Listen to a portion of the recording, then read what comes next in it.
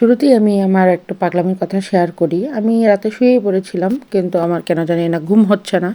আসলে ঠিক কেন জানি না, আমি যে ভর্তাটা তৈরি করেছি ওই ভর্তাটা দিয়ে আমার খাওয়া হয় নাই, ভাত খাওয়া হয় নাই। এই জন্যই মূলত আমার ঘুমটা হচ্ছিল না। তো আর কি আর করা, কতক্ষণ এপাশ ওপাশ করে ভাবলাম না, উঠে এবার একটু খেয়েই নিই, নাহলে আবার পুরো রাতেই ঘুম হবে না। যাই হোক, উঠে পড়লাম। উঠে এই যে তোমাদেরকে দেখাইলাম, 2:30 বাজে। আমি এখন খাচ্ছি ঝাল ঝাল ভর্তা। ভিডিওর ক্যাপশনটা দেখে এতক্ষণ সে বুঝেই গিয়েছ যে আমি কি ভর্তা খাচ্ছি। আসলে আমরা বাঙালি বলে কথা, আমাদের ভর্তা এতই পছন্দ। মানে আমার মনে হয় বাঙালিদের পছন্দের তালিকার মধ্যে প্রথমেই এটা থাকে যে ওরা ভর্তা পছন্দ করে। আমার এই ভিডিওটি যদি আপনাদের একটু ভালো লেগে থাকে তাহলে প্লিজ লাইক সাবস্ক্রাইব করে আমার পাশে থাকবেন, আর ফেসবুক থেকে দেখে থাকলে আমাকে একটা ফলো করে দেবেন। আসসালামু আলাইকুম, আমি বিডি মাম তামান্না আপনাদের সাথে কথা বলছি। আশা রাখছি আল্লাহ পাক আপনাদের সুস্থ রেখেছেন। এই তো আমি এখানে আজকের ভর্তার জন্য আমি সিম বেছে নিয়েছি। তার সাথে আমি নিয়েছি বেশ 1 মুঠ না, ঠিক 1.5 মুঠের মতো ভর্তি করে মরিচ। এখানে আসলে আমি মরিচের পরিমাণটা একটু বেশিই দিয়েছি, যদিও প্রথমে দেখে বোঝা যাচ্ছে না সিমের জন্য, কিন্তু আপনারা নিশ্চয়ই জানেন সিম সিদ্ধ হওয়ার পরে কতটা কমে যায়। এইখানে আমি 2টা পাঙ্গাস মাছের টুকরাই নিয়েছি। আমার কাছে মনে হয় যে একটু তেল তেল পিসগুলো দিয়ে বা তেল তেল মাছগুলো দিয়ে ভর্তাটা করলে বেশি মজা হয়। আপনারা চাইলে অন্য যে কোনো পরিমাণ মাছ নিতে পারেন, যে কোনো মাছ। সো এখানে আমি হালকা পরিমাণে একটু লবণ আর কয়েক ফোঁটা পরিমাণে সরিষার তেল দিয়ে দিলাম। দিয়ে এখানে আমি এটাকে একটু হালকা পরিমাণে পানি দিয়ে একটু ভাপে দিয়ে দিয়েছি সিদ্ধ হওয়ার জন্য। এখানে মূলত কয়েক ফোঁটা তেল দিয়েছি আমি যেন সবজির কালারটা ঠিক থাকে, সবজির রঙটা যেন নষ্ট না হয়ে যায়, এটা যেন একদম সবুজ সবুজই থাকে।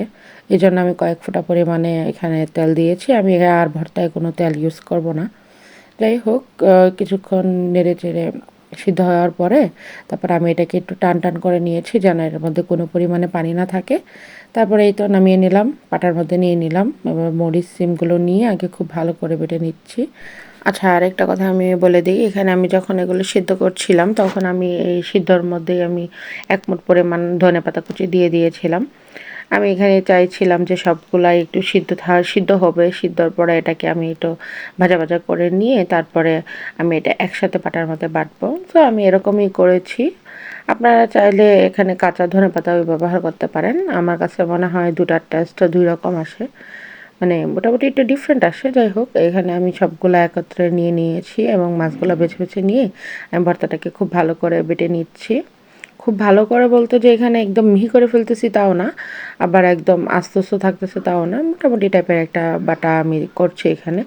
তারপরে আমি এখানে বেশ মুঠ ভর্তি করে এখানে আমি পেঁয়াজ নিয়ে নিলাম এবং পেঁয়াজের মধ্যে আমি পরিমাণ মতো বাকি লবণটুকু এখানে দিয়ে দিলাম। এবার এটাকে আমি একটু হালকা হাতে এটাকে আস্তে আস্তে করে মিশিয়ে নেব। এখানে পেঁয়াজটা আমি পুরো বেটে নেই নাই, আবার আমি পুরো আস্তাও রাখি নাই। এখানে আমি একটু আধা ভাঙা করেছি যেন এটা খেতে আরও বেশি মজা লাগে। যাই হোক, এখানে পুরো ভর্তাটা আমার হয়ে গেছে। এবার আরেকটু হালকা হাতে মিশিয়ে নিলাম। মিশিয়ে নিয়েই তো এবার একটু টেস্ট করে দেখছিলাম যে আসলে কেমন হয়েছে। সাধারণ হয়েছে ভর্তাটা খেতে। আমি এবার একটা সার্ভ করে নিয়েছি একটা বাটিতে করে। আমার এই ভিডিওটা যদি আপনাদের একটু ভালো লেগে থাকে তাহলে প্লিজ আমাকে লাইক সাবস্ক্রাইব করে দিবেন, আমার পাশেই থাকবেন। আর যদি ফেসবুক থেকে আমার এই ভিডিওটি আপনারা দেখে থাকেন তাহলে প্লিজ আমাকে ফলো করে দিবেন। আশা করছি আমি আপনাদের মন জয় করে নিতে পারবো। সো এনাফ ফর টুডে, ইনশাল্লাহ আবার দেখা হবে। আসসালামু আলাইকুম, থ্যাঙ্কস ফর ওয়াচিং।